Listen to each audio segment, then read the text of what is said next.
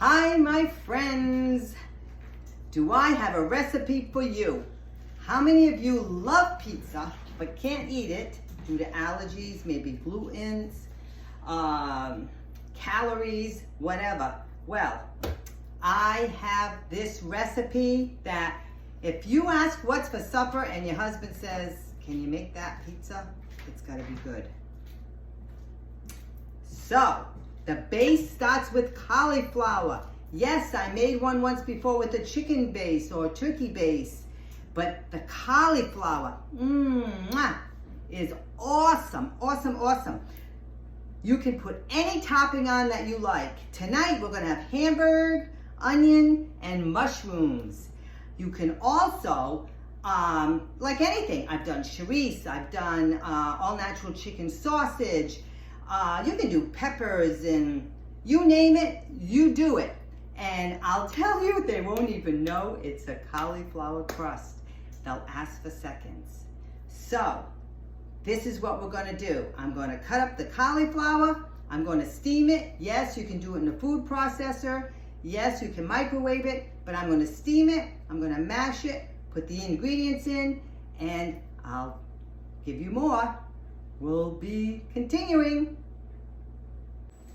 So I cooked the cauliflower. I placed it in here. Now, I know some of you may ask, well, can I buy the packaged already cauliflower looking rice?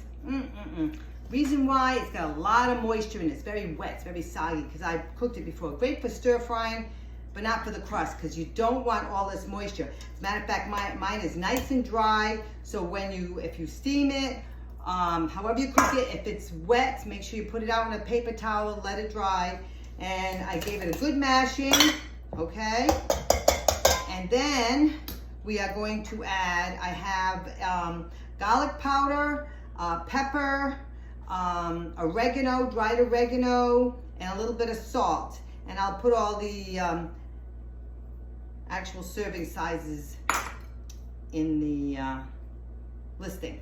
So now Parmesan cheese. Now again, there's the coarser Parmesan cheese and there's the finer one. The first time I made it was with the finer one. This time it's with a coarser Parmesan cheese. And it's about, well actually I kind of doubled the recipe. So it usually is a quarter of a cup, so it was actually half a cup. And I'm going to add the egg. The egg is what's going to hold it together. I'm gonna put another egg. Put 2 eggs because it's a big cauliflower. I'm gonna mix it all together. And I'm gonna mix and mix and mix. And mozzarella cheese. I'm gonna save some for your topping. The mozzarella cheese, it's normally like 3/4 cup, but I doubled it to use a smaller one. And you just mix it. And you know, if you want to make a tastier crust, you want to experiment, you could put some dried basil in there too, or the Italian. Once what I did is, you know how you can buy the Italian seasonings already all mixed? It's got oregano, basil. I may have some thyme in there too. You can do that too. You can do that too. Be creative. Be creative. So mix, mix, mix, mix, mix. Double checking. Have everything in there. Okay. Then I use the baking sheet, definitely a parchment paper because you'll never get it up otherwise off the pan. And I just put it on the pan here.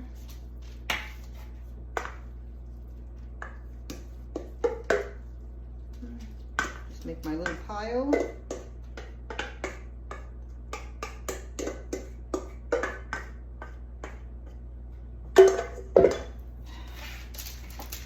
And then you just make your crust. You can spread out this too. I'll use my hands. Make my crust. So I'm just, you know, patting it good together. Make sure it's nice and dense. You want it dense. And you can make it as thick or as thick as you want, but you don't want it too thick. You don't want it too thick.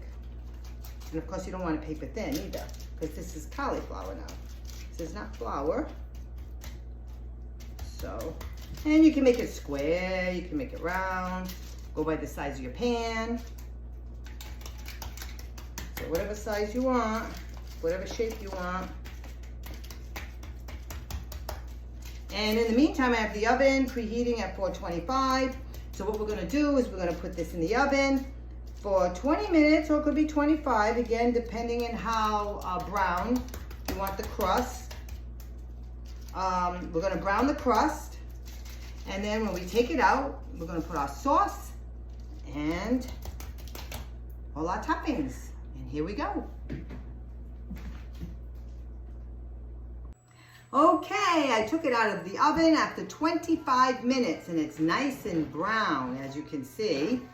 So, you now can add your sauce. Now, I've never bought this before. It's called Lucina. It's an organic Tuscan tomato. It's no sugar added. So, I was focusing on no sugar added.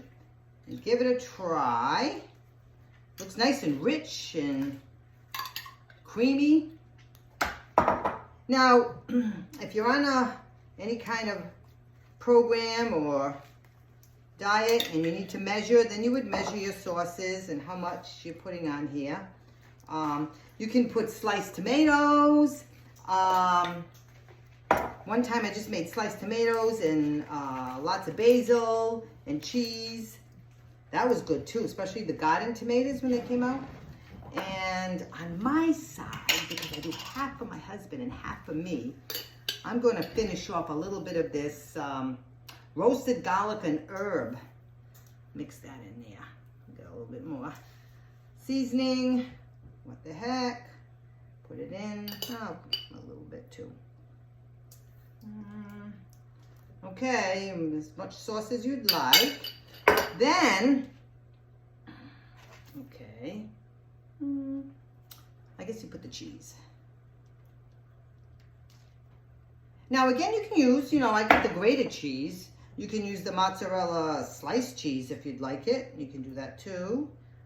And actually, I think I would like a little bit more on here. A little bit more cheese. Actually, a little bit of Parmesan, but we'll mix the two. What the heck? What the heck? Okay. Now, if you have some leftover hamburger that's cooked, you can put it on. I'm doing it fresh. And of course, you just want to make sure you cook it long enough so the meat is done. Throw some onions. He likes onions. Actually, the onions go on this side. And again, you can dice the onions, you can slice the onions, you can do strips of onions, whatever you prefer, whatever your preference is. And he said mushrooms. How about mushrooms and hamburger and onions for supper? So I got some of the baby mushrooms, portobello, and I think I'll try it. Mushrooms and hamburger. I usually don't do hamburger. But, what the heck, make it easier tonight. I'll try the hamburger. And put some on his. I loved mine with the sliced tomatoes and the fresh basil, because I have a basil plant that a friend of mine left behind for me to nurse while she was away. It looks like it got adopted, because she's not back. But I'm enjoying it. A little basil here and a little basil there. Is that enough hamburger there for you, dear? And I'm going to put some basil on mine. You can put it on afterwards, but I think I'm going to put a little bit before. And sprinkle a little bit more cheese.